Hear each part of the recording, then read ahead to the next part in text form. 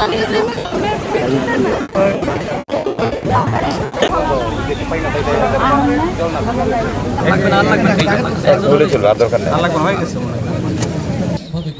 একটা এলাকার কিভাবে উন্নয়ন মিস্টার ঢাকা স্যারকে তার মূল্যবান বক্তব্য উপস্থাপনের বিনীত অনুরোধ জানাচ্ছি। আজ কিছুদিন বছর আগে শহীদ রাষ্ট্রপতি জিয়া রহমান খাল খনন শুরু করেছিল। প্রথম যিনি কাঁসাদেও খাল মানিকের যে ঘিরে শুরু করে, যেখানে আমার মতো অনেকেরই উপস্থিত থাকার সুযোগ ছিল। শুধু একটি অনেক খালি পারে ওনার সাথে ওনার খাল খননে অংশগ্রহণ করেছে। তখনকার খাল খননের মধ্যে বিকাশ পেমেন্টে 10,000 টাকার বেশি অফার, শপিং চলছে তো।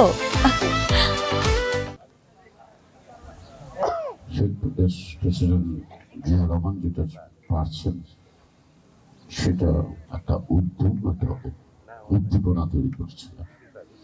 কিন্তু আজকে সাদামাটা এমন প্যান্ডেলের মধ্যে নয়, কোনো প্যান্ডেলই না, জাস্ট খালের পাড়ে যাওয়া, কোদাল দেওয়া।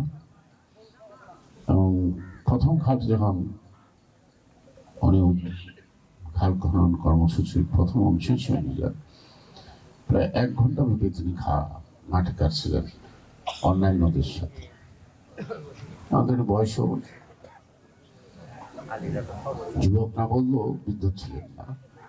গ্যারান্টি ক্লস যদিও জিয়া রহমান একটা চুক্তি করতে পারছিল, কিন্তু সেই চুক্তিটা এখন শুরু করে ফাঁকি হয়ে গেছে। নতুন ভাবে গ্যারান্টি ক্লস নাই, খুব চাণক্য লেখা আছে, অর্থাৎ ভাড়াটার শেষ প্রান্তে যে পানি থাকবে তার থেকে একটা হিসাব পাবে।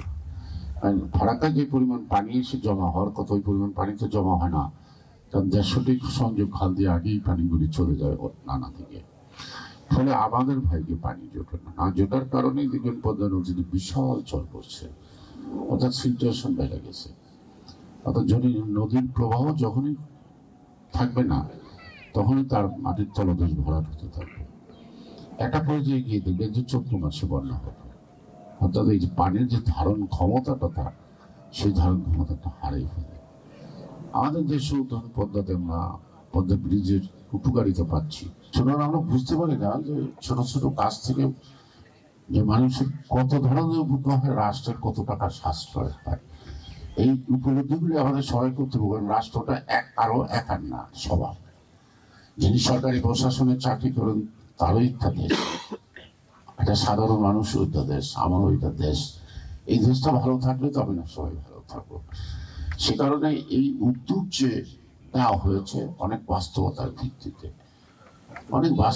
ভিত্তিতে, যদিও খাল খনন কর্মসূচিটা মাঝখানে আমাদের অনেকটা পরিত্যক্ত অবস্থায় ছিল, তা আমরা এমন জায়গায় আসছি তখন জিয়া রহমানের এই কর্মসূচিটা যে কত প্রয়োজনীয়, তীব্রতা আমরা অনুভব করতে পারছি। আর অনুভব করতে পারছি বলে এটা নতুন উদ্যোগে আমরা শুরু করেছি। তো সেই জন্য আমি বলবো যে পদ্ধতিগত বিষয়গুলি আপনারা ঠিক করে নেন, এবং খালগুলি শুধু একটা উদ্বোধনের মধ্য দিয়ে, ছবির মধ্য দিয়ে যেন সীমাবদ্ধ না থাকে। যেমন একটা খাল খনন করলাম, এটা পূর্ণাঙ্গ রূপ দেন।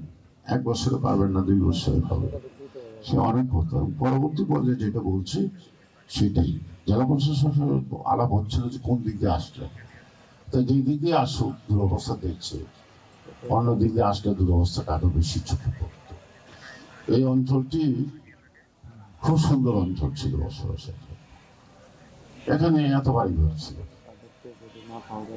আর এই অঞ্চলের বাড়িঘরগুলির মধ্যে প্রত্যেক বাড়ি থেকে তো পুকুর এটা সেটা ছিল, বসবাসের জন্য একটা সুন্দর জায়গা ছিল।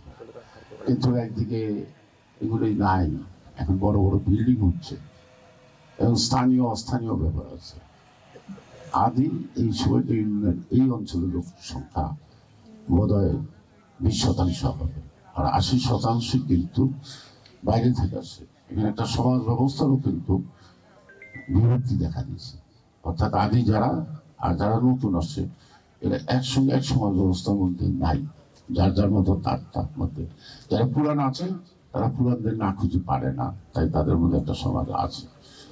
মানে এই দিকে আসলেন, এদিকে একটু দেখেন, তাকান চারিদিকে, আপনারা একটা জরিপ করেন আন্তঃমন্ত্রণালয়, জরিপ করে কেরানীগঞ্জের উপর আপনারা একটা দীর্ঘমেয়াদী প্ল্যান সরকারকে উদ্বুদ্ধ করেন করার জন্য। তাহলে সব পানি কিন্তু বর্ষাকালে আপনি এখানে আটকাতে পারবেন। যতটুকু প্রয়োজন ছেড়ে দিলেন, আর বাকিটা রয়ে গেল। তো বাকিটা যদি রয়ে যায়, তাহলে 1 মাস 2 মাসে কিন্তু ওই খাটা ভরাট হয়ে যাবে না, অর্থাৎ কিছুরও পানি থাকে। সেখানে যদি বহুমুখী করতে চান, তাহলে এই খালগুলির মধ্যে আপনি মৎস্য চাষ করাইতে পারবেন। অর্থাৎ ছিন্নমূল গরিব সমবায়ের মধ্য দিয়ে তাদেরকে দিয়ে দিলেন।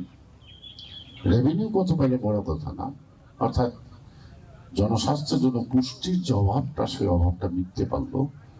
আবার এই দারিদ্র বিমোচনের ক্ষেত্রে একটা নতুন পথ উন্মুক্ত হলো। এরা একটু নিকট দূরে দিয়ে থাকলো, আবার তো সে চলে আসবে। আবার পুলিশ যে রেড দিচ্ছে, মানে মানব ধরার জন্য বা কোনো অপরাধীকে ধরার জন্য, ওই পুলিশের টিমের মধ্যে আবার আরেকজন আছে, তারা টেলিফোন করে হুট করে মেসেজ দিয়ে দেয়। এগুলো কিন্তু রাগ করার বিষয় না, এগুলো কিন্তু বাস্তবতা, এগুলো কিন্তু অতি বাস্তবতা। কারণ মানুষ মাত্রেই কম বেশি সুবিধা করবে, সে তার নিজের সুবিধাটা দেখছে, তার ডিপার্টমেন্টের সুবিধাটা দেখছে না। কারণ এই মেসেজটা তাকে দিয়ে তারাই দিতে পারলে তাই সে একটা সুবিধা পাবে। তো সেই কারণেই আমাদের সমাজ ব্যবস্থা যে প্রচুর, এই 17 বছর বলেন, 50 বছর বলেন, আর 100 বছর পরেন, এই পতনের হাত থেকে রক্ষা করতে হলে নতুন উদ্যোগে, নতুন প্রযুক্তি এবং চলমান প্রক্রিয়াকে একসঙ্গে সামঞ্জস্যপূর্ণ রেখে আমাকে এগোতে হবে। আমি সবকিছু জায়গা ফেলে দিতে পারবো না, কিছু রেখেই ওটার উপর আমার ফাউন্ডেশনটা দিতে হবে। এই সবাইটা ইউনিয়নের ইতিহাস অত্যন্ত গৌরবময়। এখানে নামি দামি অনেক লোকের জন্ম, সারা বিশ্বের মধ্যে নামি দামি লোক। এই সামনে একটা স্কুল আছে পিকে, অনেক পিকে না, সবাই হাই স্কুল, পিকে রায়। এবং এই ভারতবর্ষের মধ্যে সবচেয়ে একজন জ্ঞানী ব্যক্তি, যাকে ব্রিটিশ গভর্নমেন্ট ভারতীয় এডুকেশনের অ্যাডভাইস করে নিয়ে গেছে, যিনি একমাত্র বাঙালি প্রেসিডেন্সি কলেজের 6 বছর প্রিন্সিপাল ছিলেন। এবং তার নাতি এই সোয়েটটা ভারতীয় সেনাবাহিনীর মধ্যে বিমান বাহিনীর প্রধান ছিল। এরা অনেক নাম করে অনেক লোক পাওয়া যাবে যারা এই দেশে ছিলেন। তারা নাই 47-এর পর, যেই দিন স্বাধীন হলো সেদিন অনেকেই দেশে আসে না। এখানে জায়গা জমি নিয়ে ঝামেলা বেশি, কারণ 90% জমি হলো পুরানা হিন্দুদের। সুতরাং এটা যে দলিল কত প্রকারের হয়েছে হিসাব নাই। দেখা যাবে যে এক জমি নিয়ে 5টা মামলা হইতেছে, কারণ ওই জাল দলিলে মামলা, আসল দলিল কিন্তু কারো নাই। বছর বছর করতেছে, খুনাখুনি হয়নি, খুনাখুনি হবে, এটি স্বাভাবিক।